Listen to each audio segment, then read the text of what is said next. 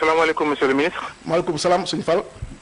waaw da nga waxoon ni da ngay leeral mais sa leeral yi dese naa leer ndax boo jëlee société bi di Avanti ak Afri nga xam ni Afri Enco nga xam ni benn nit moo ko moom mi nga xam ni daanaka ceeb bi lim leen ci jaay ñu ne jege na 18 milliards ci ni ngeen ko bindee nga ni itam gendarmerie ak armée dem nañ constaté stock yi ku stocké 18 milliards ci CFA ci mbirum ceeb.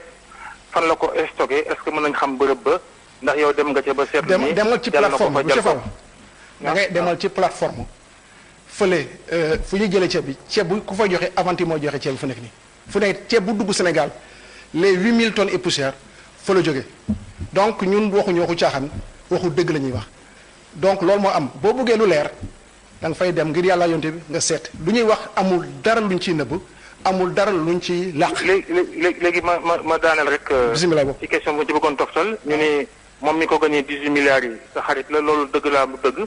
ak itam li may daanelee mooy boo ko waxatee ma porte plainte non c'est vrai boo ko waxatee ma porte plainte. ah pourquoi. non parce que da ngay jaxase. ci loo xam ne tegoo ko fenn. non jaxase moom mënoo cee porte plainte ab laaj laa la laaj.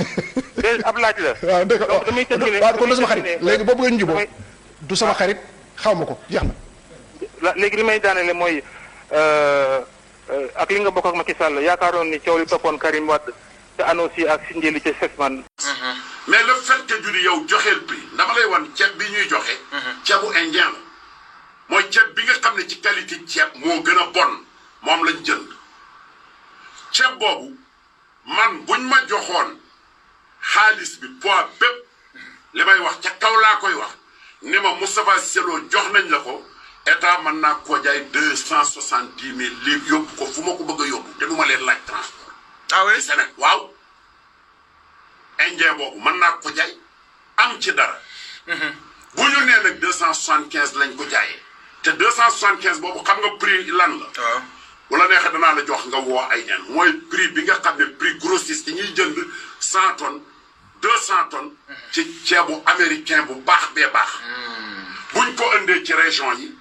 transporté ko gars yi ñu ngi koy jaayee tonne bi 28 500 ñii 29 500 loolu lañ koy jaayee fii Touba ci laaj ci jënd pour chambre de commerce.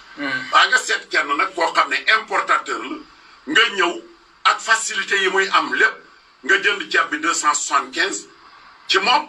mais kon xanaa y a une volonté d'enrichir certains. mbaa bañ a xam ku xamul xamoo ndax man. awma ci lu leer moo tax mënuma avancer ndax dégg naa ab naar ñenn ñi ne dafa am ñaari société dégg naa ne moom 18 milliards lañ ko jox wóoruma